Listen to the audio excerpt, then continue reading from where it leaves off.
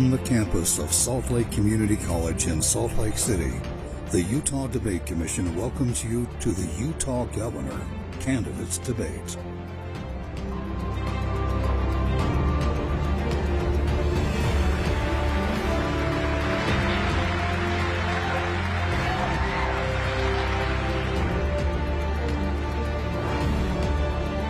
Good evening and welcome to tonight's debate, featuring candidates running to be Utah's next governor. I'm Jason Perry, director of the Hinckley Institute of Politics at the University of Utah. It is my pleasure to be moderating tonight's exchange, sponsored by the Utah Debate Commission, an organization dedicated to educating voters and encouraging the civil exchange of ideas. The candidates invited to speak here tonight are Spencer Cox, Brian King, and J. Robert Latham. If you are watching or listening live, you are welcome to send your reactions and questions on social media to hashtag #UTDebates. The format for this debate is as follows.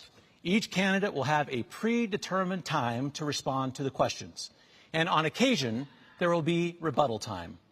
A random drawing held prior to this debate determined that candidate King will get the initial response to the first question. We will then alternate on the remaining questions throughout the debate. Okay, gentlemen, let's debate.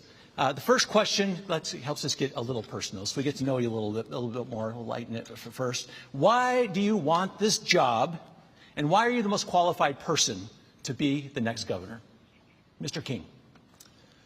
We do hard things, no matter how difficult or uncertain. When I was young, my grandparents would tell me stories of their grandparents who crossed the plains and worked the land and sacrificed for a better life for their children. My grandmother said something that echoes in my mind today. We do hard things, no matter how difficult or uncertain. My name is Brian King. I'm a fifth-generation Utahn. I'm a lawmaker. I'm an attorney who represents working people against the largest corporations in this country. I'm running for governor because you deserve better. You deserve bipartisanship, not unchecked power. You deserve courage and character, not cowardice. You deserve a governor who will do hard things, no matter how difficult or uncertain. Because that's who we are in this state of Utah. We stand for something. We stand for what's right, even when we stand alone. And I will always do that as your governor. Mr. Latham.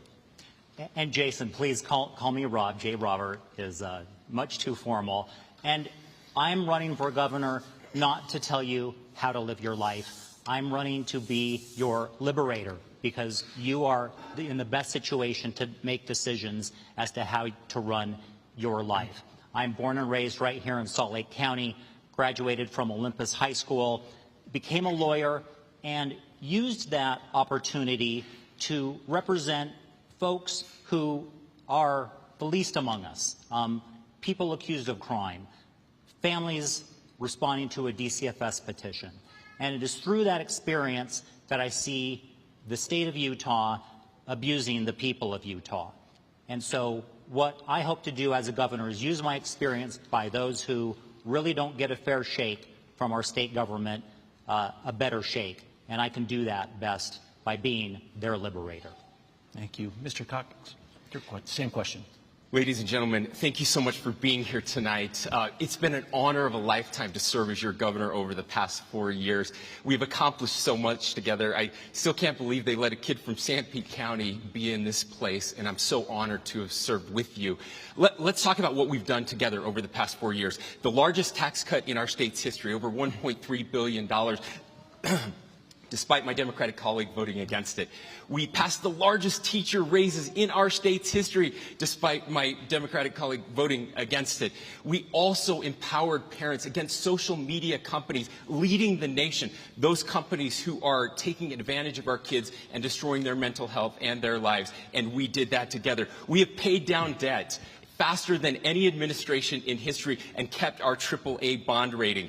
Utah is a special place. We have to keep Utah strong. And it's those conservative values that have kept us that way. There are others that want us to follow places like California. We will not do that. We will keep Utah strong. Okay, thank you. I want to jump right into the next topic, which will be about polarization. Mr. Latham, you're going to get this first question. Exactly 23 years ago, our nation was united in the aftermath of the tragic September 11th attacks.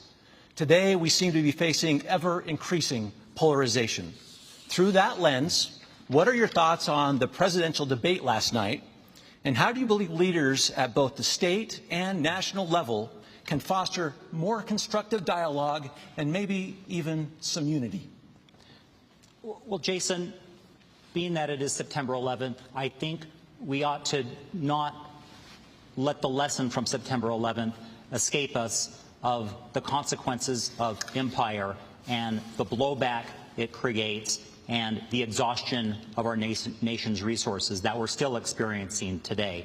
What I saw last night was polarization that is created by a two-party duopoly that creates this polarizing dynamic. And in fact, if people go to my Fair Vote Utah website, I'm a champion of proportional representation, of proportional ranked choice voting. These are electoral methods used in most of the world's democracies that are depolarizing and allow a broader spectrum of Utahns, of Americans, to participate in our political process. So many are excluded. It's historic that a third-party candidate, an independent party candidate, a non-incumbent party candidate has made this stage. And I support changing that to be less polarizing.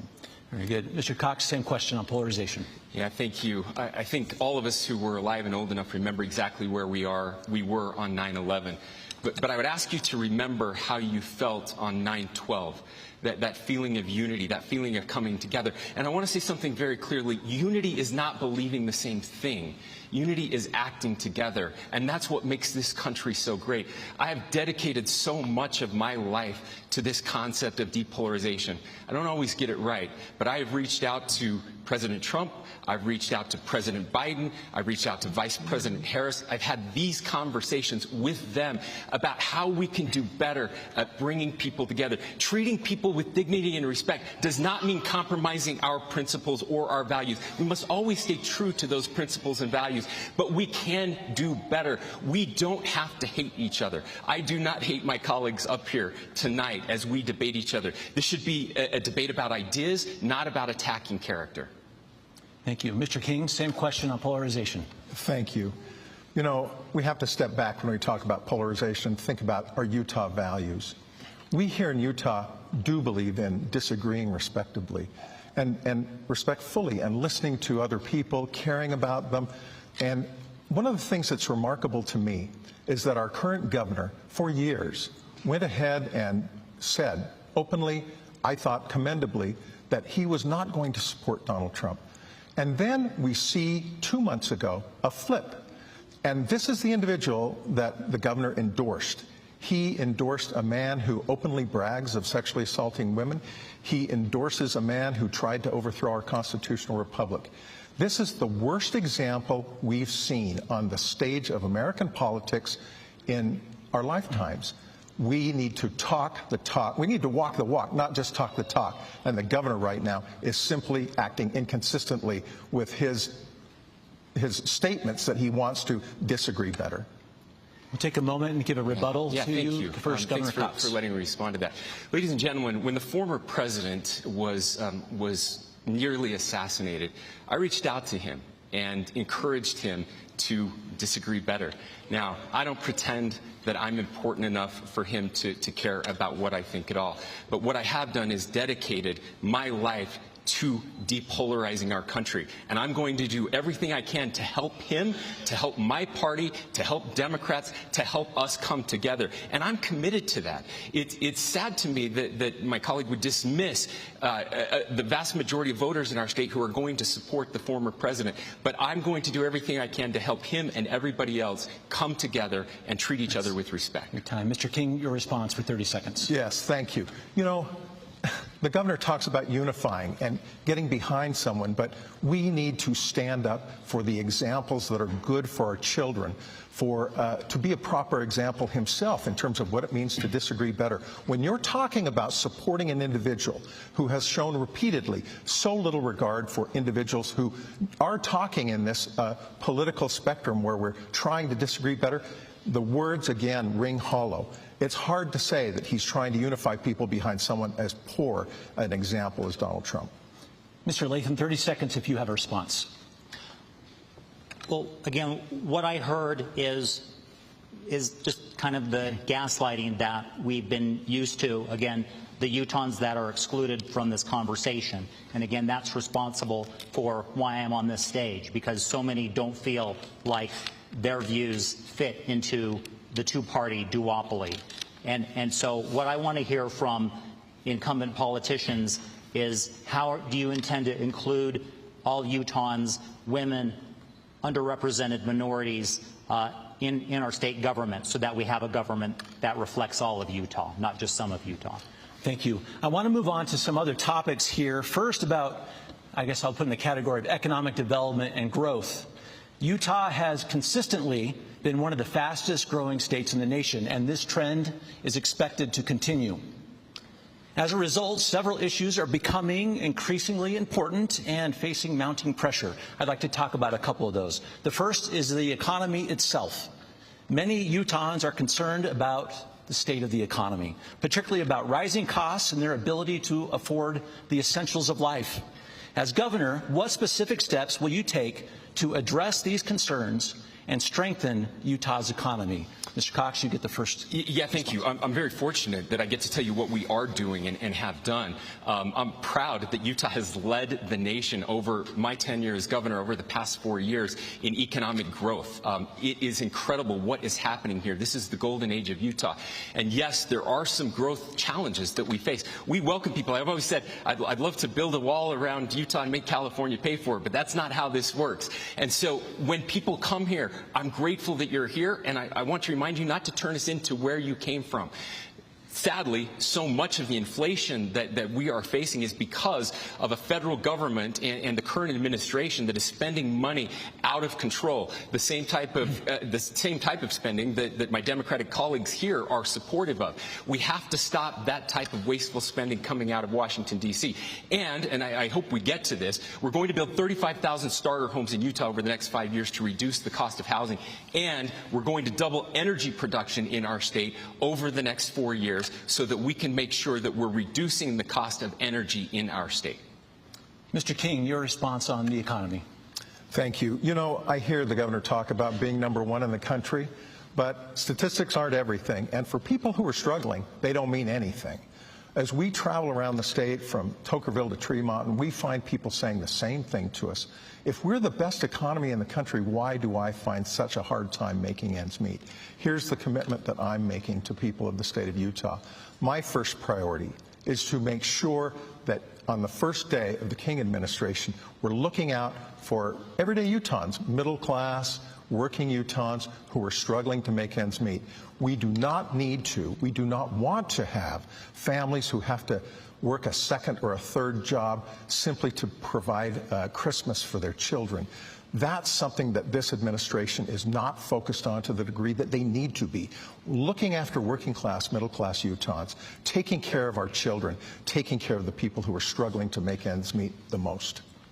Thank you. Mr. Latham, your response. And Jason, as someone who represented real estate professionals in Utah many years ago, I am familiar with just the issues pertaining to the right to use and transfer and occupy property. And I've been so disappointed in what I've seen coming out of the legislature and then signed off by the governor, what I consider crony developer capitalism. And these bills that have recently been passed where there's a $20,000 or some subsidy to buy a new home, well, guess what? Now the price of housing is 20% higher. That's just basic economics. We should reject that kind of approach. What I like is what's called the Free to Build initiative, sponsored by the Libertas Institute, where it grows our housing stock and that increases housing affordability rather than direct taxpayer funds that unjustly enrich developers and doesn't make housing more attainable. Thank you very much. I want to turn to the next big category, which is energy. The demand for reliable and sustainable energy is becoming more urgent and has become a barrier to growth for the state of Utah. In this context, what energy production management policies would you pursue as governor to ensure affordable and sustainable power? The first question is to you, Mr. King. Thank you. You know, one of the things that it's funny to me that I'm a Democrat lecturing my Republican colleagues and the governor about the need to follow the free market. We've got renewable energy resources in Utah that are tremendous. Solar, wind, water power, hydro. And those are things that we are neglecting because we refuse to follow where the market is taking us. That's where the market is taking us. Renewable energy is not the future. It's the present knocking on our door saying, why are you late? That's what we're doing in Utah. We are not picking the ball up and running with this in a way that honors free market principles and, quite honestly, that is going to move more seamlessly and without difficulty and pain communities that right now are relying on those non-renewable resources. We can do a much better job of cleaning up our air and our water and making sure that we contribute to a better planet to live in for our children and our grandchildren if we focus on and if we grasp renewable. Mr. Latham, on energy. I consider myself an all-of-the-above energy proponent. I would add to that mix nuclear. Many liberty-minded folks are very enthusiastic about thorium reactors. That might be a safe way to add to our energy mix. Utah has an unfortunate history of allowing energy producers to then pollute our state and then leave taxpayers cleaning up after that. So we want to make sure that when we authorize energy producers to make sure the lights come on and our computers work, that they don't do so in a way that, again, despoils our environment, because that's the reason why a lot of us live here in Utah, is its natural beauty. And so I want to make sure that, you know, we're not granting any favors to someone who's not going to return that favor to us. Thank you. Mr. Cox, on energy. Yeah, thank you. Let me assure you there are 103 legislators laughing around right now at the idea that Representative King is lecturing on the free market. Let me assure you that we are doing nothing in Utah to stop the free market when it comes to energy production.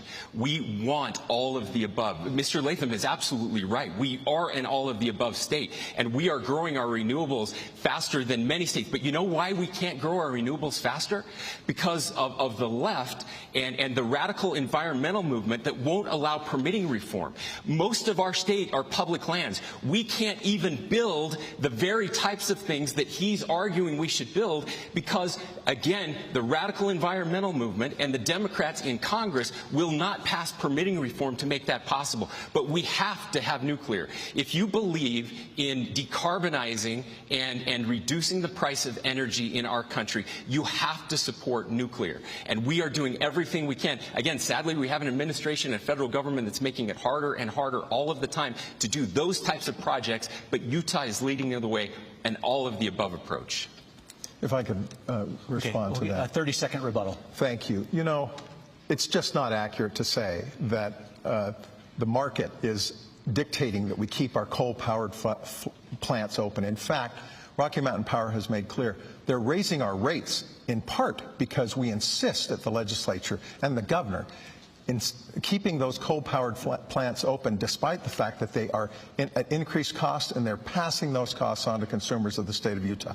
This is not what the free market dictates. Free market suggests that we much more aggressively embrace the future. So that is simply not true. You can talk to Rocky Mountain Power. They are keeping their coal plants open because they can't get nuclear permitted in time before when they were planning to close those coal plants. This idea of removing energy production in our state before we are ready for a transition will quadruple the price of energy in our state. That has nothing to do with the increases that are happening. What is happening right now is we do not have enough electricity production, and people like Representative King want to stop that production from happening. It's insane. There is no common sense on the left when it comes to energy production. We are going to double energy production in the state of Utah over the next 10 years. Mr. Latham, you get the final word on energy. Jason, if I could just add to this, we actually, speaking of coal, that's another unfortunate example of crony capitalism in Utah. The Utah legislature allocated millions of dollars to do this Alameda station, and this was, just a gift to central Utah legislators who are in coal country. That was not fair to the rest of Utahns who are trying to make ends meet, and it's a polluting technology, and we shouldn't be subsidizing it. Okay. Mr. Latham, you're going to get the next question. The broad category is transportation. Utah's rapid population growth is putting a strain on our transportation infrastructure, and many residents are concerned about congestion, commute times, and access to efficient transportation. What are your plans to expand and improve transportation options in the state of Utah? Okay. Well, I think this is a good opportunity to talk about the reality of the political environment in Utah.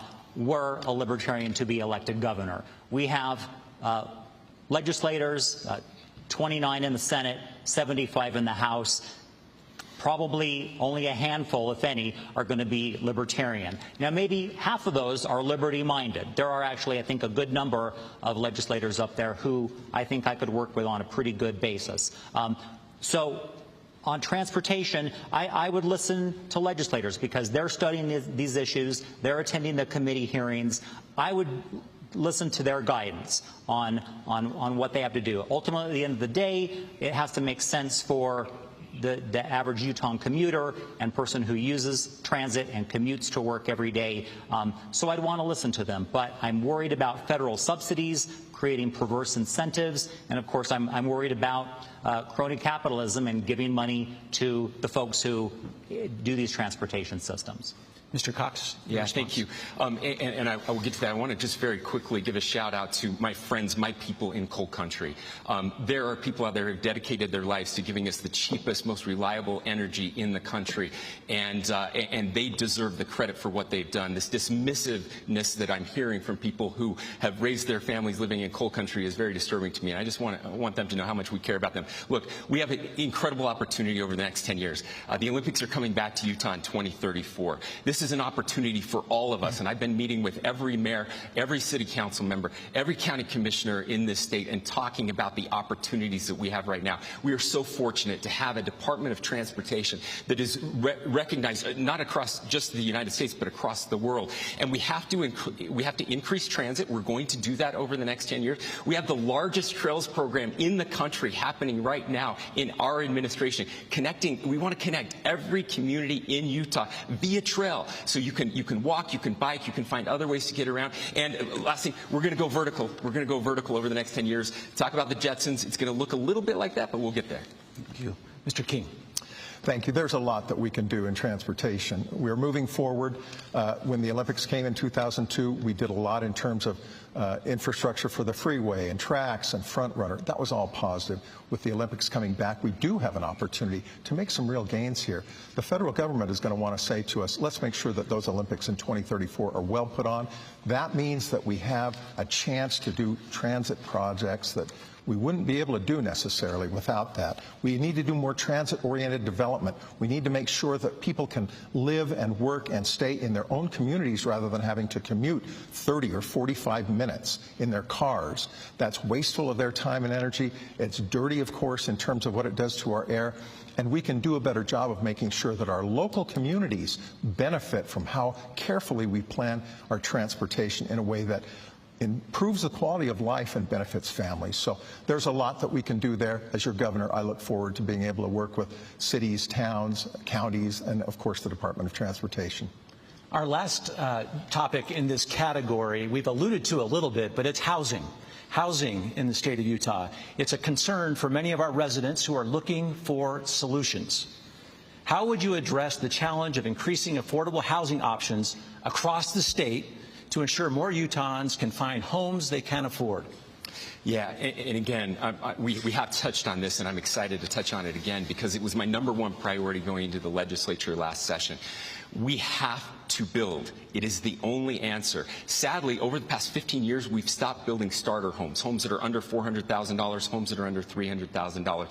And so we sat down with experts. We worked with everybody, the League of Cities and Towns, our county commissioners, working with developers, everyone in this space to figure out what we could do. And we have come up with a plan, again, to build 35,000 starter homes over the next 5 years, homes that our kids and grandkids can afford. I shudder to think what our country will be like if we have a generation of people who can't afford real property. Every governor is struggling with this. Every developed nation is struggling with this. This is not just a Utah problem, but we are going to have Utah solutions. Look, I love my kids just like all of you. I want my kids to live near me. I do not want my kids to live with me. And that is what we are going to do, working together. We have a plan. We have legislation. It's moving forward. We just had the first 250 homes approved, and we're moving. Mr. King, your response. Thank you.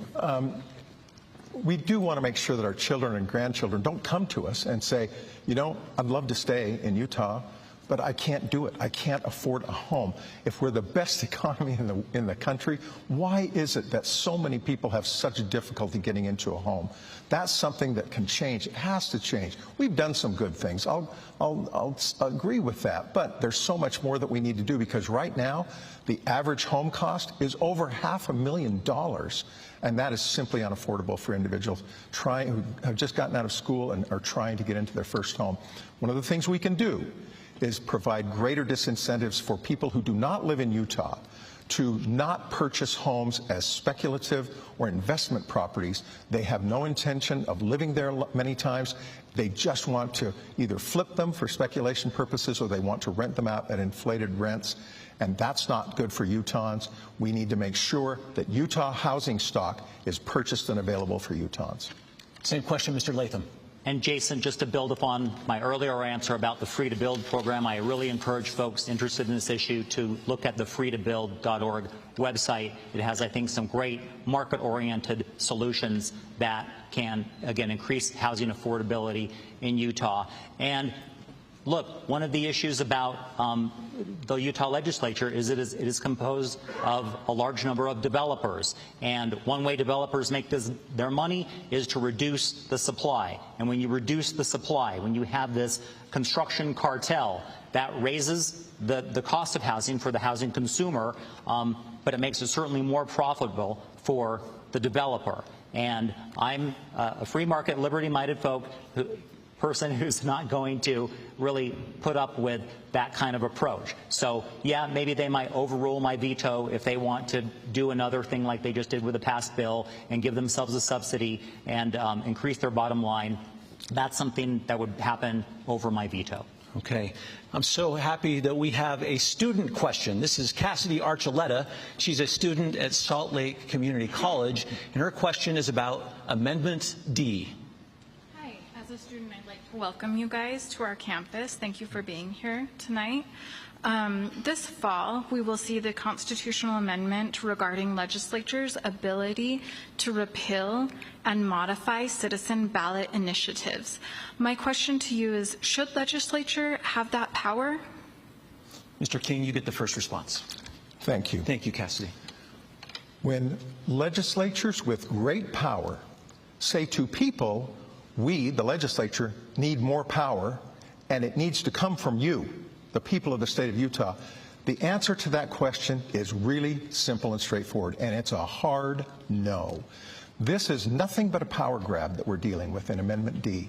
It's a situation where the legislature was very unhappy with the Supreme Court, the Utah State Supreme Court ruling in July, where the Utah Supreme Court said the people of the state of Utah, through their initiative and referendum processes, share power to make law with the legislature. That wasn't good enough for legislative leaders.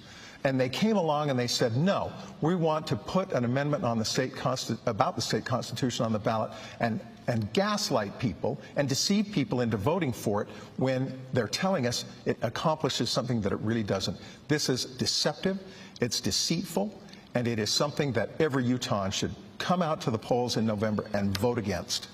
Mr. Latham, your response.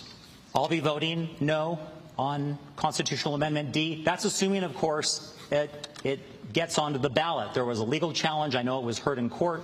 this afternoon. I don't know where that's going to go, but Representative King is right. The language that President Stuart Adams and Speaker Mike Schultz put on there is deceitful.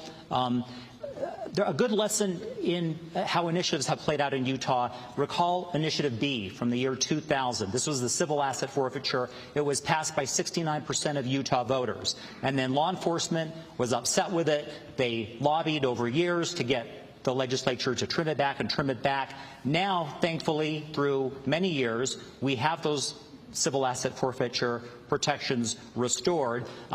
But Amendment D is so offensive because it only applies to altering and reforming government, and something like Initiative B is not that, and the legislature showed that they can address those kind of things that are passed by the people.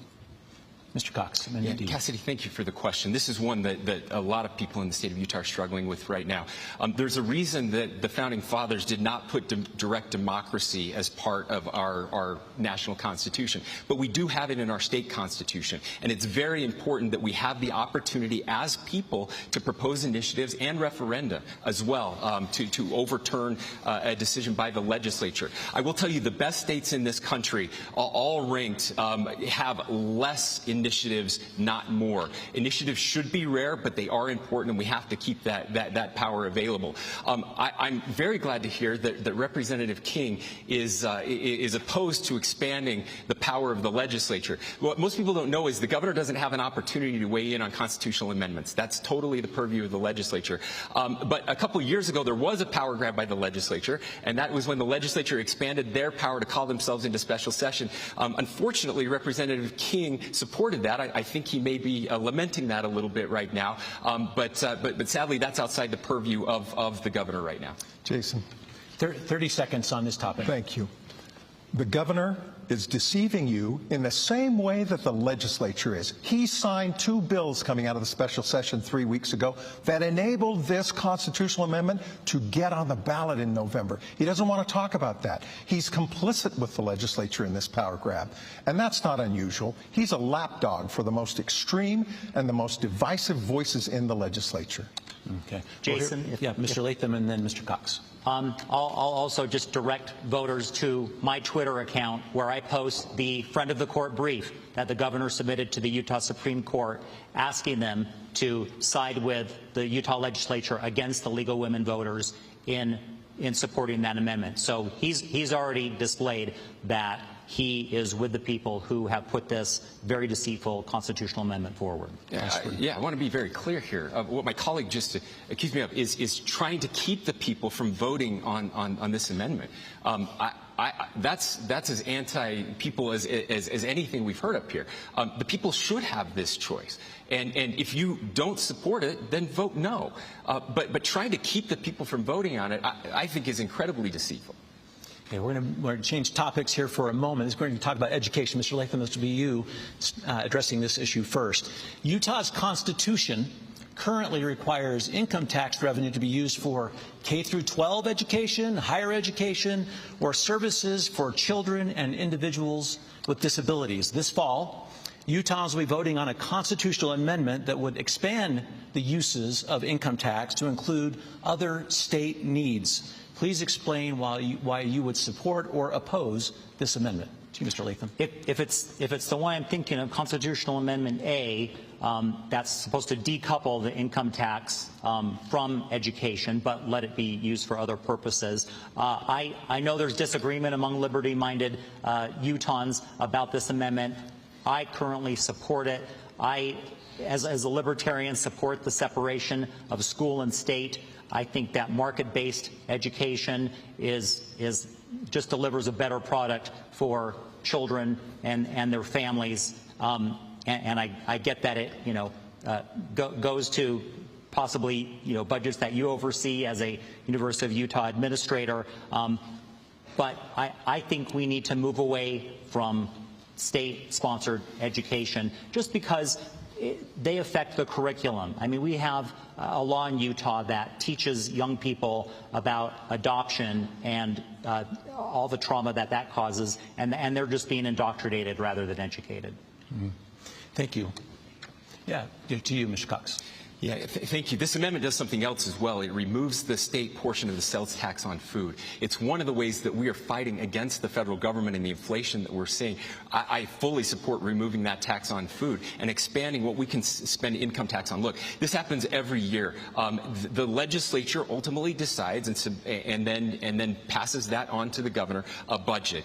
I am so proud of what we've been able to do for education. I made a promise to the people of Utah that I would increase teacher salaries in this state, and we were able to get that done. I was told we would have to give the money to school districts and let them distribute it, and I said absolutely not. We are giving this money directly to teachers. Now, there was a report that recently came out from the University of Utah, and it said that Utah now has the second highest starting salaries in the country. Another publication said we're top 10. That is incredible and unbelievable. Just 4 years ago, people never thought we could get up to number 2. Now, we still have a long ways to go, but we can do both of these things. We can reduce the sales tax on food, and we can continue to fund education and increase funding for education in our state. Thank you. Mr. King. Thank you. Amendment A changes the language of the state constitution, which provides a guaranteed funding source through income tax for our public schools. That is something that's solid. It can be counted on. Now, we're being asked to trade that for pure legislative power about how our public neighborhood schools get funded. That's not a trade I'm willing to make, because I see how the legislature changes from year to year. There are a lot of public or political winds that move through the legislative system. What our public education system needs is a stable, guaranteed source of income. We have that in a dedicated stream through the income tax revenue for the state of Utah. That benefits teachers. It benefits children. It benefits the future of the state. Why don't we get out of the classroom at the legislature and let our professional teachers do what they do best, teach our children? That's what we really need to do, and provide them with a stable funding source. I want to continue on this theme of the powers of the governor. The Utah legislative branch has grown increasingly influential in recent years. As governor, how would you navigate this dynamic to maintain a balance of power that allows for collaboration between the executive and the legislative branches? For you first, Governor. Yeah, I wish everybody could see the collaboration that happens behind the scenes at the legislature. We work very closely with legislative leadership, and I'm grateful for the relationship that we have. Navigating 104 legislators is incredibly difficult. Those 45 days through January through March, every year as we come together. I always tell people to judge the legislature by the bills that get passed and signed. And what I can tell you, we can stand up here, and I'm sure we'll hear that we should veto more bills. Vetoing bills is a very ineffective way to run a state, although it is important and we do it often. The best negotiation happens behind the scenes. There are dozens and dozens of bills that don't get passed every year because of the work that we're doing, and dozens of bills that get changed in a better way. It really is about relationships and making that happen, and we have the best relationship that I've seen in decades with our state legislature. Mr. King. Thank you. I've served the legislature for 16 years. The entire time, we've had a monopoly of power with one party, and that is a bad thing. Monopolies of power in the political context are not any better than monopolies in our economy, and nobody wants to have to deal with the problems associated with monopolies in our economy. I'm a free market guy. I'm a small business owner. I believe that we are best served when we have competition from as many different ideas as we can. We simply don't have that in the legislature today. And we especially don't have it when we have a governor who is simply willing to sign anything that crosses his desk, no matter how terrible, no matter how unnecessary, no matter how divisive, and we've seen far too much of that. So what we need is to have bipartisanship. Here's the promise you'll have with me as the governor. Every bill I sign will be a bipartisan bill. And that's not something that the governor can say. Mr. Latham. And bipartisanship means that excludes me, it excludes all of us in Utah who don't cheer for the red or the blue team. And so that's why my campaign is focusing on underthrowing the government, choosing your own path through intentional communities, mutual aid societies, even what are called FOCJs, functionally overlapping competing jurisdictions. These are competing governments rather than monopoly governments. And by taking the bully pulpit and advocating for these kind of decentralizing solutions, in fact, in the libertarian movement, we have something called Project Decentralized Revolution, which I hope people will take a look at. And that's about returning power back from these monopolizing political interests and back to the people. But I've worked at the legislature. I've been on Capitol Hill for 10 or so years. I know how to work with legislators and get good bills passed and defeat bad bills. Very good. We're fortunate to have another student question. This is Ben Amundsen, a student at the University of Utah. He has a question about artificial intelligence.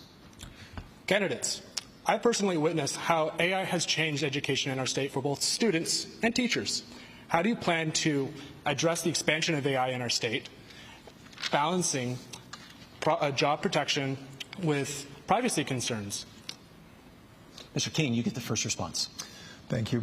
Thank you for that question. It's a great question. Technology, in some ways, is outrunning our ability to keep our lives private. It's amazing to me the degree to which I will go online and look at something, shop on something, and then immediately I'll have emails saying, hey, we saw you were looking at this. And it troubles me. We've got to make sure that private industry, with their profit motive and with their effort at no costs, at all costs, to make sure that they increase their profits. We've got to make sure that our children are protected. We've got to make sure that our privacy is protected. We can't just sell these things off to the highest bidder. And I think we failed and we've fallen behind in that sense. There's room for improvement here. There's a lot we can do. A lot of it has to do with working closely with people who really understand these technologies far beyond my pay scale, but that's something that would have the highest priority in the King administration. Mr. Latham. With regards to artificial intelligence, I'm reminded, I'm probably going to paraphrase this idea from economist Thomas Sowell, that there's really no idea more stupid and counterproductive than giving decision-making authority to someone who doesn't pay any price for being wrong. And if we put government in charge of regulating AI, if they have that power to ban it, they have just as much power to mandate it. And so the last entity I want to put in charge of controlling what role AI plays in our life is a government that can't even, get the mail delivered on time and protect drugs from entering the prisons and any number of episodes of government failure that we expect them to discharge with fidelity. I would rather see the market protect us from the things in our lives we're concerned about than ever authorizing government to do that. Final response, Mr. Cox. Yeah, Ben, thank you. Great question and really important. Once again, Utah is leading the nation when it comes to the most innovative solutions. We've been working very closely over the past year, something that my administration proposed and worked with some incredible legislators on, to create an AI policy lab. This is where we are bringing professionals together. We're bringing companies in. We're bringing the smartest people in the AI world together, and we're working on solutions together. This has been at the request of these companies because they are worried about the unintended consequences of AI, but they're also worried about government overreach and not allowing the technology to flourish. And so we're working very closely in this policy lab together to figure out what the best practices are and what the best policy and regulatory pieces are. I will just note that I am deeply concerned about the future with our children. This idea of privacy, we have handed over our privacy to these giant companies, many of them monopolies in this space. We have to turn that back. We have to increase, and we have to empower parents, increase privacy for our students, for our kids, and get those big companies out of our homes, our bedrooms, and out of our wallets. Thank you. This next question is about one of the most important powers that you have as governor, and this is dealing with judges. It's a discussion that's happening around the country and certainly here in the state of Utah about how judges are nominated and retained. Since this will be one of your responsibilities as governor, is nominating these judges, what would be the most important quality you would prioritize in your judicial nominations? Mr. Latham. Well, thank you. And I'll just indicate that When I was a law student up at the University of Utah, I was the chapter president for the Federal Society for Law and Public Policy Studies. I was later, as a lawyer, the Salt Lake City chapter president of that. Now, the Federal Society gets a bad rap by a lot of folks, but it speaks to both conservative and libertarians who feel excluded from the legal academy, from most law schools, from having their voices heard. And so I've actually been thrilled with some of the recent federal appointees. And on the U.S. Supreme Court, I think Dobbs was correctly decided, but now it's turning that decision back to the states, and that's where we need to have the battle over that kind of state issue. But I was incredibly disappointed. I even wrote to the governor about a nominee, Angela Adams, to the juvenile court in the 5th District. You can go to my website, childtrafficking.exposed, and get the history about that. But that was, I think, showed very poor judgment in appointing judges. Governor Cox. This is one of the most important things that I get to do is to appoint judges, and it's something that I take very seriously. I just interviewed this week several candidates for a judgeship. Now the question was, what is the most important thing that I look for in judges? And the most important thing I look for is their judicial philosophy and making sure they will not be activist judges. The role of a judge is very simple. It is to take the law as passed by the legislature and the governor and to apply that law to the facts. Judges are not supposed to make law. Judges are not supposed to decide what they want the result to be and then figure out a way to get there. That is what activism is. It's what is happening in far too many places in our country.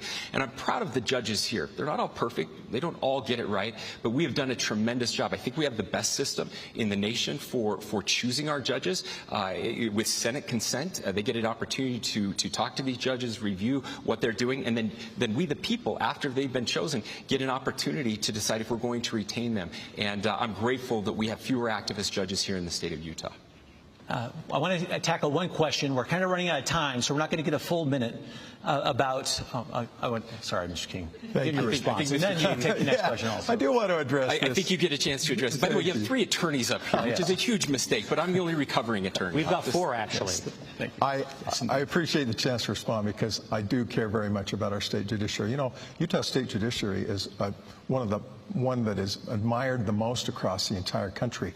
And one of the reasons I changed my mind about the direction that our particular governor was headed was that in 2023, he supported a bill to change the judicial nominating committee selection process to make it so that rather than having judges and lawyers and even lay people send to him names of potential judges, he is the one who gets to choose who is vetting those names and deciding on what names will be sent to him. We moved our judicial nominating process into the direction of partisanship in a way that is extraordinarily damaging and has the potential to take us down a more partisan road for how our judges are selected. You ask how I select judges. They have to be nonpartisan. We don't want them political. We want them to follow the law. We want to have them be great attorneys. That's something that we've lost ground on under this governor. Okay, we're gonna do some rebuttal, 30 seconds, and this is gonna be the end of the normal questioning. Thank you. I just want to be very clear. Yeah, we did change the judicial nominating, but the Constitution has not changed, and I am prohibited by law from choosing judges based on partisanship, and that will never change. I hope that doesn't change. I think it is very important, and I take that very seriously. Okay, Mr. King. I just think actions speak louder than words here. I mean, the governor supported this. He moved it in a direction that made it more likely that partisan considerations will be taken into account regardless of what the Constitution says. Mr. Latham. And I'll just echo, I actually think we do have a pretty good judiciary in Utah. I have been concerned about the bill that's been discussed. I know attorneys I respect. I expressed my opposition to it, and I'm very concerned that it is actually politicizing the courts rather than keeping them the way we've enjoyed, I think, for several good decades. We have about 1 minute until final comments, so I'm going to ask you a question, and it's just a 2 words, maybe one sentence. In a word or two, what makes Utah great? Mr. King. Freedom, agency of our people to live their lives free of government interference. Okay. Mr. Latham. I would also add that I think our free agency is what makes us punch above our weight. This is the easiest question you've asked all night, Jason. What makes Utah great? Her people. Okay, it looks like we have time for one more thing here. The most pressing, this is no word, the most pressing issue facing the state of Utah today. Mr. Cox. The price of housing and homelessness. Mr. King. We've talked about housing. It's something we haven't talked about, the Great Salt Lake. If the Great Salt Lake doesn't get healthy, if it dries up, nobody is going to want to live in or visit Utah. Mr. Latham. It's politicians not listening to the voters, and that's the top-ranked issue on the Utah Priorities 2024 survey. Proportional ranked choice voting can fix that, and I support that. Thank you, gentlemen, for your responses today, because we have now reached the end of the debate. A random drawing held earlier determined that the first closing statement would go to Mr. Cox. Well, thank you so much. And again, ladies and gentlemen, thank you for being here tonight. And I want to thank my colleagues here on stage for this debate. I hope it was better than the one last night. I hope you actually learned something about who we are and what we believe in. I had an opportunity today to meet with the centenarians in our state. Those are people who have turned 100 years or older. And there were 50 of them, 150, but 50 of them were there today. And I have to tell you, there's nothing better that I get to do. I became so optimistic and hopeful about our state and our country by talking to them. They've seen some things in the last 100 years, and they were optimistic and hopeful. We live in the best state in the nation. That's not just the governor telling you that. U.S. News and World Report looked at 70 different categories, over 1,000 different data points. For the second year in a row, we were named the best state in the nation. I am so proud of who we are and our people. And you have a real choice. You have a choice to keep Utah values, the things that have made us the best state in the nation, given us an opportunity. I believe, again, the conservative values that we hold dear are exactly what every state in this nation needs and this entire country needs to make our country a better place. Mr. King. It's an honor to have been with you tonight. 62% of Utahns feel we're headed in the wrong direction. And we know why. It's because the gap between the problems, the enormity of the problems that we face, and the smallness of our politics has only increased. We can do so much better than we have. If you are frustrated with politics, if you feel that elected officials don't listen to you, if you were quietly hoping that Donald Trump wouldn't be the nominee, if you had the courage to vote for Nikki Haley, you're not alone. And we have a place for you. We have an opportunity to build a future where we trust families and where we can give everyone a fair chance to get ahead, and where we do hard things no matter how difficult or uncertain. My name's Brian King. I'm running to be your next governor. Please join us for the better. Mr. Latham. Utahns don't want 4 more years of being bullied and gaslighted. Last year, Argentinians elected a libertarian president. This year, their people and their economy are flourishing. Their plans leave us with a state government that grows more extractive, more repressive, more intrusive, and more abusive. If you trust in your ability to make decisions rather than have a king or a bureaucrat make them for you, please join us in what Patrick Henry called this holy cause. Our prosperity occurs through liberty. Please speak that truth with your vote. My name is Rob Latham. I'm on your ballot. You don't need to write me in. You can learn more about my campaign at freeutahns.org. Thank you. Thank you, gentlemen, for the comments and answers to the question this evening. Thank you for watching this evening as well. And for you, gentlemen on stage, we appreciate your dedication to public service. Election Day is Tuesday, November 5th. Contact your county clerk if you have any questions about making your vote count in this election. We greatly appreciate Salt Lake Community College for donating the beautiful and historic Grand Theater for this debate. We're also grateful for the Larry H. and Gail Miller Family Foundation, Zions Bank, and the George S. and Dolores Dore Eccles Foundation for their generous support of the Utah Debate Commission. This debate and others from previous years are available online at utahdebatecommission.org. I'm Jason Perry. Thank you for being with us tonight. Stay tuned. Stay with us. Thank you. Good job. Thank you.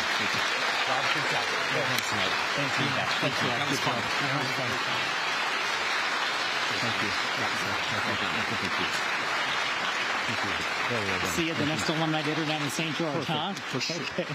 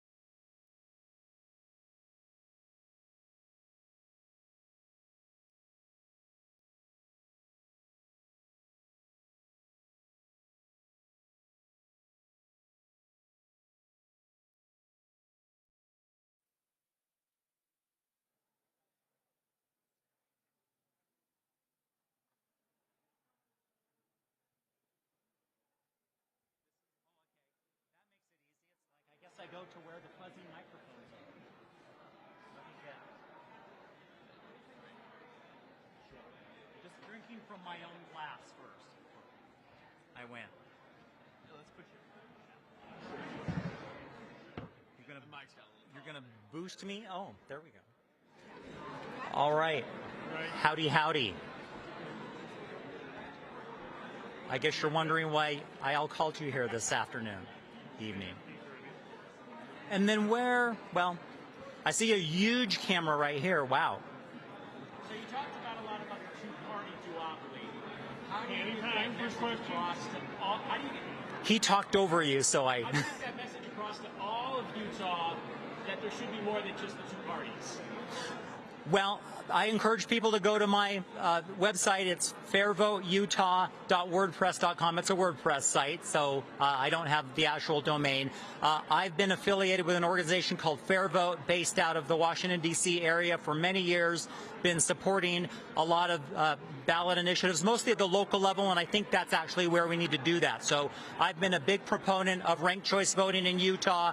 A lot of the powers that should not be in Utah don't like ranked choice voting because they feel that they can get away and control our lives with just a plurality of voters, so that not a majority, but just more than anybody else. And I think if someone's going to be raising our taxes, taking away our liberties, then they need to be elected with a majority, not a plurality. But then proportional ranked choice voting means that we can be like Costa Rica, where they use proportional representation, and they had the Libertarian Party of Costa Rica many years ago, and that meant that when you got 10% of the vote, you get 10% of the seats in their national legislature. So they have a 59-seat National Assembly, and they had, between 5 and 6 Libertarian members of that National Assembly. So not a majority, but a fair and proportional measure. And everywhere around the world where proportional representation has been implemented, you get more women, you get more racial minorities having a seat in that legislative body. And I think we can get Utahns from all economic stripes elected to the legislature, not just those who I think come from more privileged groups. So I think that would be good, just to expand the voices. And the reason, again, I'm on this stage, I don't think it's anything special about me being a libertarian, is that so many Utahns are fed up with what the two-party system has to offer, and it's not speaking to them. It's not giving solutions to them. Mr. Latham, the governor called this the golden age of Utah. Do you agree with that statement? And what does or doesn't that have to do with the current government's and state laws?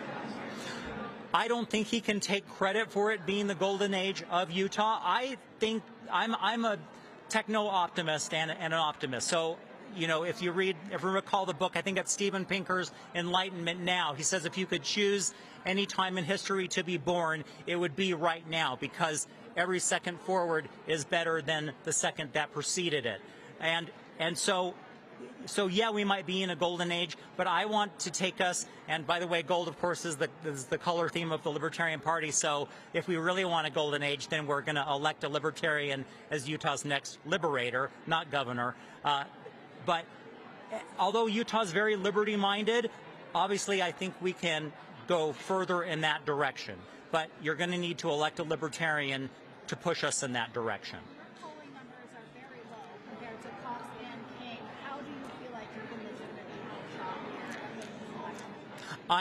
I'm recalling that, of course, a Libertarian was elected president of Argentina just last year. So we've seen that kind of example, and he was, I think, polling maybe in the 30%. Remember, because Utah is the way it is, and we have this interesting dynamic, I don't need a majority of votes. I just need more than anybody else. And so we could have a scenario in Utah where if we say have 4 strong candidates, the one with 26% of the vote gets elected. And I'll also remind you of 1998 in Minnesota, Governor Jesse the Body Ventura. When he was running, he was in 3rd place. He qualified for their televised debates. He got on the stage and he says they said a vote for Jesse Ventura is a wasted vote. His response is he wasted them with wasted votes. And he was elected governor in 1998. I know you follow the politics in those countries. How do you think some of the policies that they have there can apply to the state of Utah? just to take a really weird example, so Javier Milei, the president of Argentina, recently prohibited his government from calling things free that are taxpayer supported. We hear so much about transit will be free or this government service will be free. Obviously, if the state or a local government is providing it, somebody's paying for that, and it's probably the taxpayers, and it's not free. And sometimes these so-called free services crowd out the private sector. So there's this talk about civil society versus the political society or the coercive society. I want to grow the civil society and contract the political society. I want to have less bureaucrats making decisions for us and empower us to make more decisions for ourselves. I want to follow up on the question about your chances here. You talked about Jesse Ventura having that performance. Do you feel like you had a Ventura-like performance tonight in order to sway voters? That's ultimately going to be up to the voters to decide. I'm still processing what happened here tonight. I've heard very good feedback from just going out and visiting with people attending this. So we'll see. I imagine there will be a poll, and we'll see where that leads us. I think a lot of people don't even know I'm a candidate and don't even know I'm running. And so this is an opportunity, obviously, to raise my profile. And so we'll see what happens with that. And then what the voters in Utah do after that fact, if they want to contribute to the campaign and raise awareness, get a yard sign, tell their friends through social media, we will see where that goes. The biggest issue in the minds of people, young people, are that they'll never be able to afford housing. And about 30 to 40% of the cost of a house is regulation. Yeah. What do you think you could ever cut through the red tape of regulation, seeing how the state legislature is run by developers, and ever somehow break that malaise of not being able to build houses because there's so much regulation? I do. Would it be difficult? For sure. I was a government affairs director for the Utah Association of Realtors, and for several years, and actually it was kind of what I would call the crony capitalism I saw in working that job, and some of the benefits and state benefits they were getting. That was I later came to realize was crony capitalism that I now oppose. And if we can strip away a lot of those subsidies and regulations that restrict the housing market, I think that can increase housing affordability in Utah. And without going into too hardball tactics, I mean, I've been up in the legislature. I've seen some of the tricks and games that are played. I can play some of those on my end as well. I don't really want to go into some of the, more severe ways I'm willing to go, but housing is super important. I will refer you to the Utah News Dispatch. I think I hinted at some of the things I'm willing to do as governor to basically be a check on the legislature, which certainly needs more of a check than it has now. So we'll see what happens. Of course, the people are going to decide whether they're going to have me as that check. I don't think Brian King would do the things that I'm prepared to do.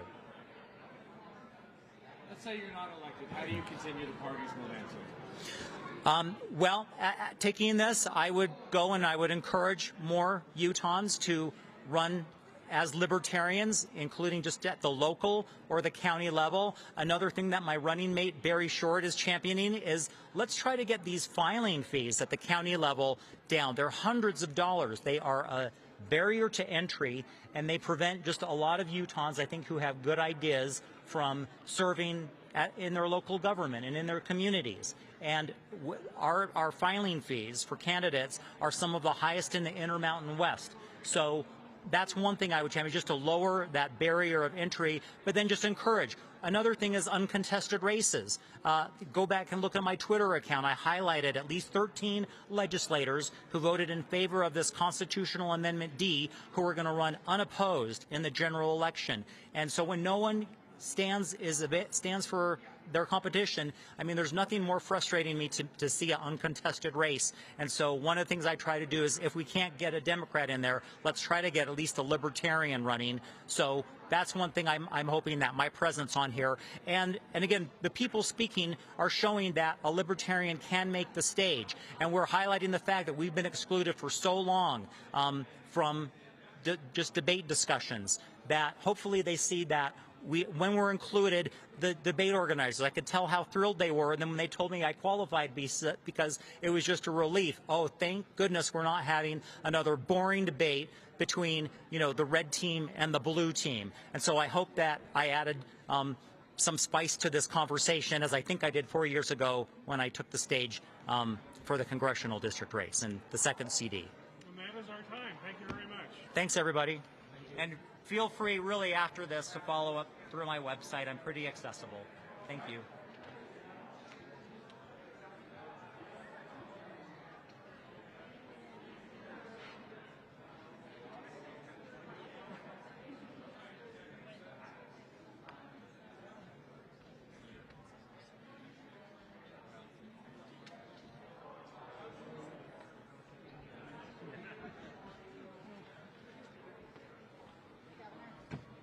Oh, wait, am I supposed to stand on this, or is that?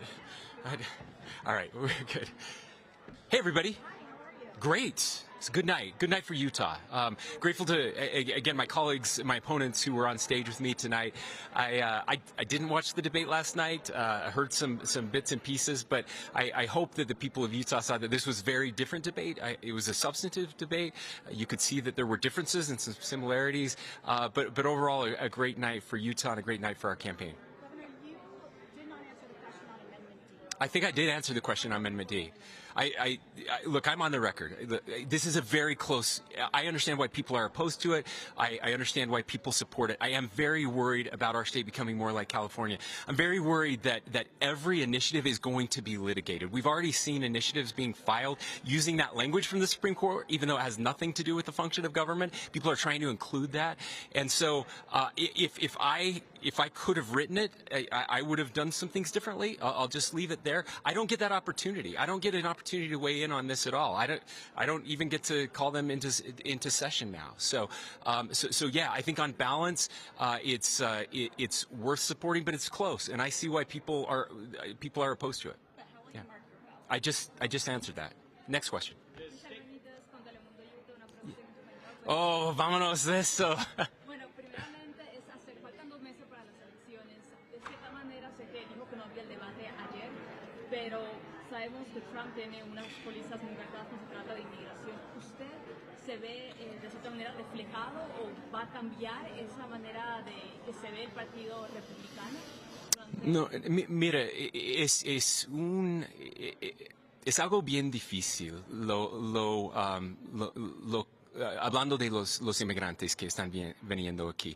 Siempre queremos que el estado de Utah es un lugar donde cada persona se siente bien, que damos un bienvenido a los que vienen aquí, pero tienen que venir aquí legalmente, ¿es una palabra? Legalmente. Entonces vamos a trabajar bien fuerte con cualquier, si es presidente Trump o si es vicepresidente Harris, vamos a trabajar con ellos a asegurar la frontera. Primeramente, es bien importante asegurar la frontera y también tenemos que arreglar inmigración legal. Tenemos que arreglarlo. It's broken right now. Está roto ahorita. Tenemos que hacerlo más fácil para los que quieren venir aquí legalmente. ¿Okay? ¿Ella cree que el Estado no tiene la capacidad de apoyar a los inmigrantes entrantes? Sí, es bien difícil. Tenemos demasiados inmigrantes que están viniendo aquí ilegal y no tenemos los recursos necesarios para todos ellos. Y es lo mismo en cada estado. Cuando yo hablo con los gobernadores de cualquier partido, los republicanos o los demócratas dicen lo mismo. No tenemos los recursos, entonces tenemos que arreglarlo. Governor, you called this the golden age of Utah. I did, yeah. What would you say is the approach or the specific policy that has most contributed to this being the golden age? Yeah, so I also want to be clear. While I called it that, someone else called it that. Somebody who's investing in Utah that I talked to a couple months ago said this is the golden age of Utah. And there's so much. I would love to take credit for all of it, and I'm running for office, so I'm going to try to take credit for some of it.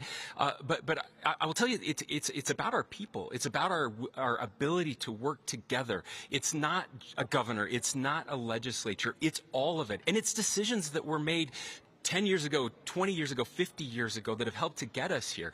Our job is to not screw it up and to keep that going. And that's what we're seeing. Again, bringing the Olympics back here is a huge deal for our state. And it shows that what we're doing matters. Those statistics and those rankings absolutely matter. I can tell you, when I go outside of Utah, it's very different. When I was younger and would travel outside the state, we were looked at as kind of this weird state.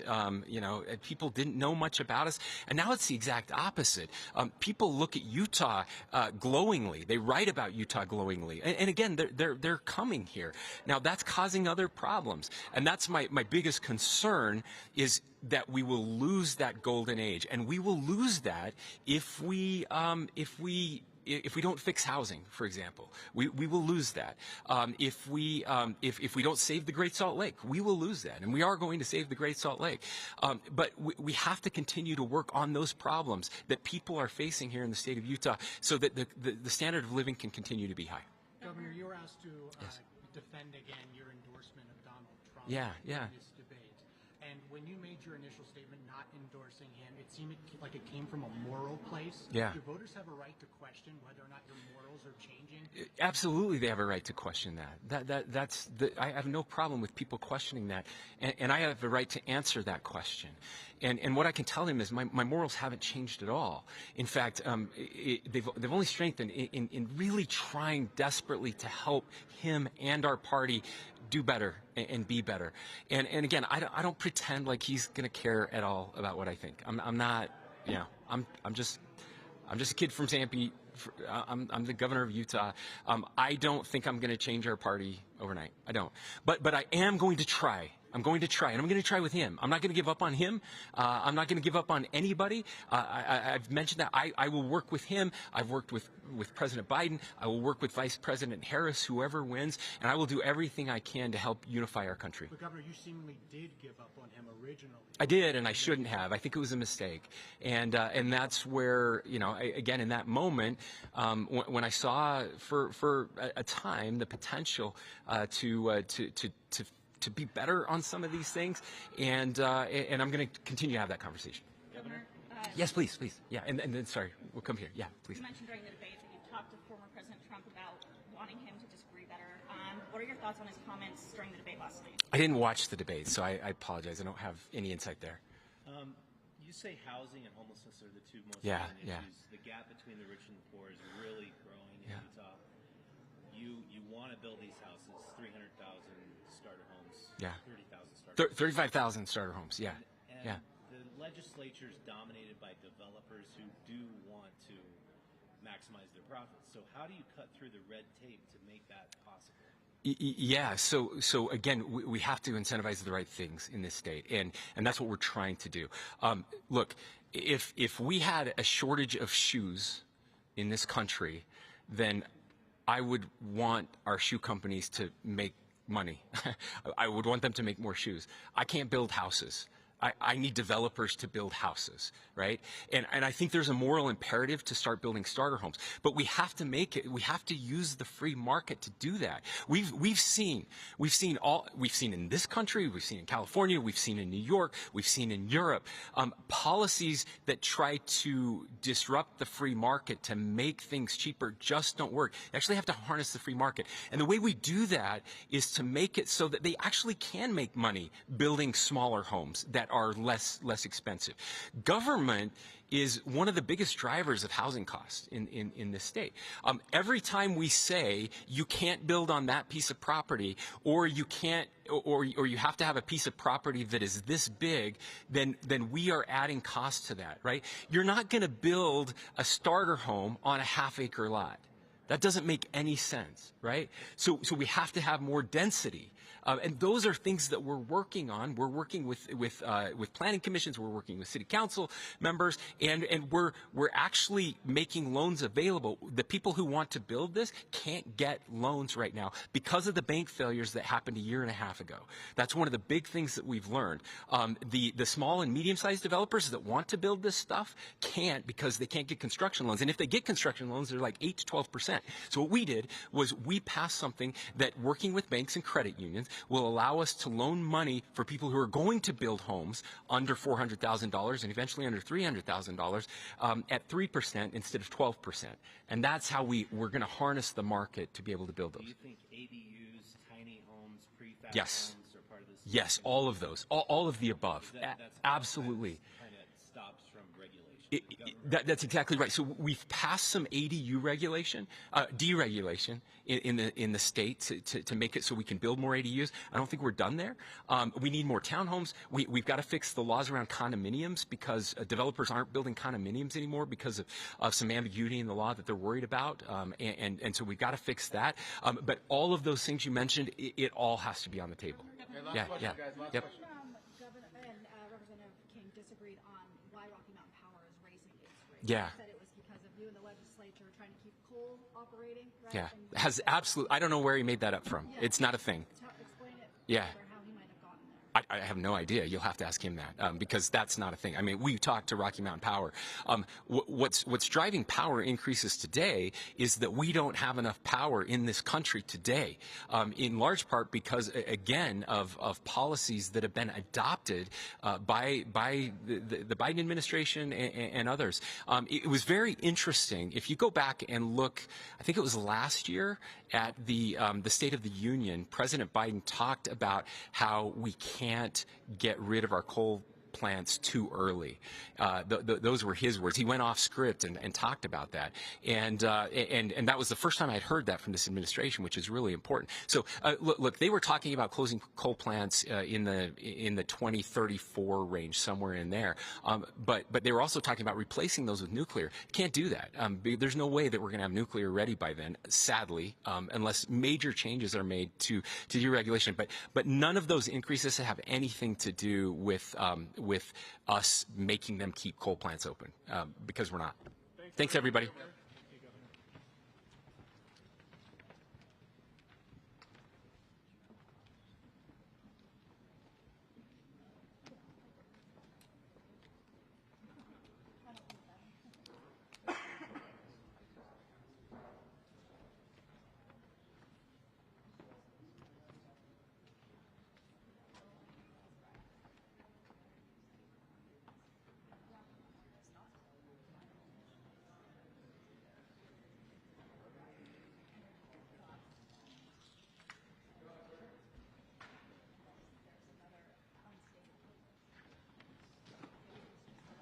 Look at all these mics.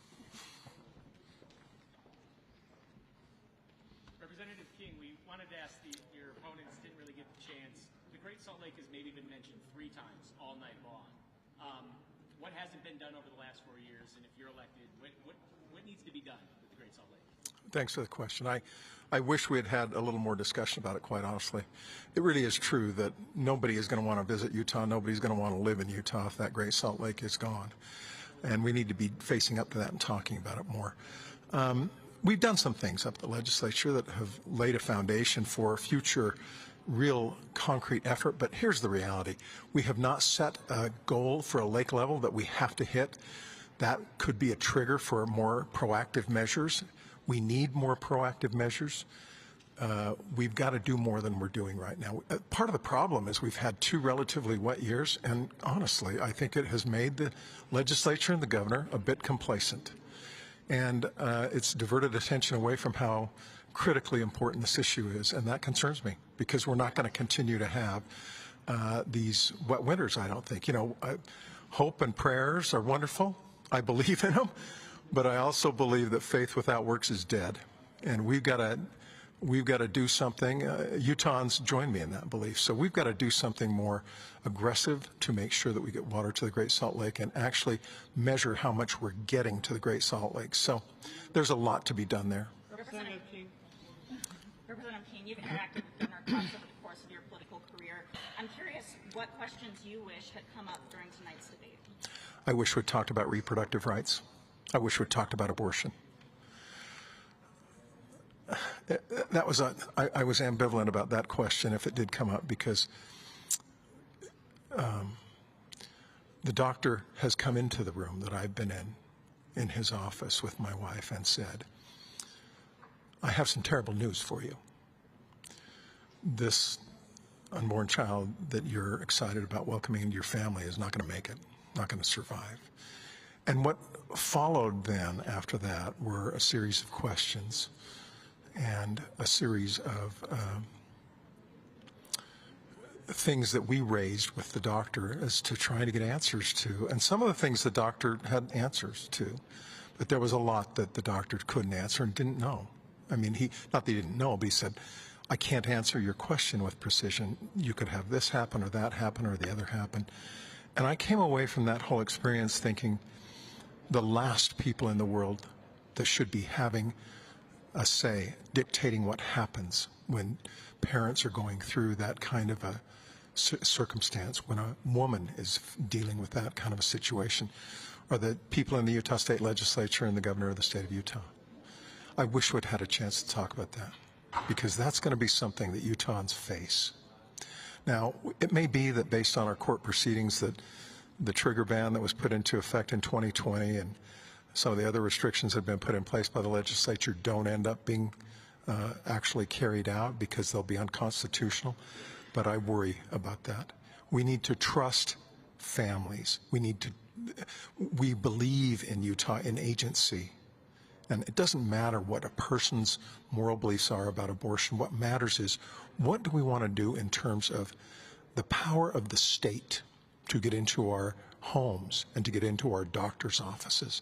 And I feel incredibly strongly that we need to have a discussion about that with Utahns. And we need to hear from Utahns, because I just don't think that the legislature and the governor are on the right side of this issue in terms of how Utahns feel. And I wish we'd had a chance to talk about it. We've been talking about it in my campaign. We're going to continue to talk about it, because, doggone it, I know I'm on the right side of this issue in terms of people's deeply felt values about the most personal, about the most impactful decisions that they have to make in their lives. And we need government out of their lives on that point. Representative King, the governor mentioned that this is the golden age of Utah. Do you agree with that statement? And if so, do you think that this current administration, what does that have to do with that? Well, Brigham, look, the motto of the campaign is for the better. We have never said that Utah hasn't done well and isn't doing well in many respects, because it is. I mean, the Olympics are coming in 2034. That's a recognition that we do a lot of things right in Utah, but we do things that are not serving well. Middle class and working class Utahns, we do things that are not serving well our children on public education and higher education. We do things and don't do things that address the needs of working Utahns, and we can do so much better. I want to build on a foundation, a solid foundation in some respects, that we have built in the time I've been in the legislature and before that. But what we're not going to find is that there's good progress made in those areas when you have just one party controlling everything, when you have a monopoly on political power. It's no different, as I said. A monopoly on political power doesn't result in good things for the people of the state of Utah any more than a monopoly on economic power results in good things happening for Utahns. We can do better. Utah. I want to talk about immigration. Previously, the governor said that we don't have enough resources in the state for the Hispanic labor force. What are your views on that? Look, I wish we'd talked more about immigration, too. Utah is a state of immigrants. I mean, we were founded by people who were fleeing persecution. We have more than our share of individuals who spend time overseas. They understand more than the people in most states that immigrants and people who aren't American and live in other countries, many times in difficult, impoverished circumstances, have enormous commonality with us in Utah. They care about their children. They want what's best for their families, just like we do in Utah. The demonization that we've seen of immigrants and that we've seen from the leader of the Republican Party and the individual that the governor has endorsed makes me want to throw up. It's terrible. And there's no good excuse for it. And we've seen the governor just ratify this nonsense. It's wrong. And look, are there problems at the border? Sure. Are there issues that we need to resolve with immigration? Yes, we need to help the federal government address those issues. It's primarily a federal issue. But for the governor to endorse an individual who has such vile language when it comes to immigration makes me, well, I think it's disqualifying in terms of anybody voting for him for a second term. Representative, you and Governor Cox disagreed on Rocky Mountain Power raising its rates. You say that it's coming because the legislature and the governor tried to keep coal open, and he's saying that's not even true. It's because of the way nuclear needs to get online and permitted. Where are you getting your information to make that allegation? Well, what I'm saying is information from individuals within the energy industry who say it's not the sole reason by any means, but part of the reason that our rates are increasing is because Utah legislators insist on keeping online coal-powered plants that are obsolete. And Rocky Mountain Power has said these are obsolete. And Rocky Mountain Power has agreed at the insistence of the legislature to extend the life of some of these coal-powered plants, but it doesn't come at no cost to Utah consumers when that happens. The market would dictate they be closed down earlier. And when you have, because of legislative pressure or gubernatorial pressure, Rocky Mountain Power saying, okay, we'll back off in terms of the date of closure, that's going to come at a cost. And I don't think that's an imagination. I think that I know I've heard that from individuals within the energy industry. I'm not saying that it comes straight from Rocky Mountain Power, and it's certainly not the only reason that Rocky Mountain Power increased their rates. But it is a factor, and it is contrary to everything we're supposed to believe in this supposedly free market loving state of Utah. So we can do better on that. We need to move forward aggressively into a new future in terms of renewable energy, while at the same time making sure that we invest resources in those communities that are struggling with that transition. And they are our communities. The basin is struggling. Emory and Carbon County is struggling. We need to address those concerns and needs, and we need to do it in a way that allows them to have a better life, make a better living for their children, and provide for them. So. Mr. King, Rocky Mountain Power actually responded to what you said tonight, saying that it wasn't true, but the reason why the rates are increases are net power costs, transmission, and generation projects, as well as insurance premiums. Your response to that? My response would be Rocky Mountain Power can say what they say, but individuals within the energy industry are saying one of the reasons that we have these coal-powered plants kept online longer than they otherwise would be is because of legislative pressure. And when you have them kept online longer than they otherwise would be, there's a cost associated with that. You're ignoring market mechanisms. You're just saying, okay, because of legislative or gubernatorial pressure or both, we'll do something that we wouldn't otherwise do at Rocky Mountain Power. Representative, we've had some of the highest rising housing prices here in Utah, and the gap between the rich and the poor is growing. What would you do differently than the governor? What plan would you implement different than his plan to alleviate housing costs and increase supply? Yeah, well, I mentioned it, I think, during the debate, and that is we've got out-of-state investors and speculators who are buying up Utah properties solely because they think it's a great investment, and that is jacking up the price of our homes. There's got to be something that we can do, and we should do something to make sure that Utah families have the first shot, or that we incentivize to a greater extent Utah families being able to afford and have access to our Utah housing stock. Now, some would say, boy, that sounds different than free markets, letting free markets do what they want to do. Free markets are great, but they also we have to recognize the limitations on them. And when free markets are causing instability and are causing prices to go through the roof for regular working, everyday Utahns, we got to address that. And I think deregulation would be the answer of the housing, of the building industry, the construction industry. Well, regulations builders have to follow. That may be part of it. Affordable housing is a complex issue. It's something that we deal with across the country. There are a lot of things we can and should do. We can deal with it by helping cities and counties and towns have greater flexibility in how they do their zoning. We can.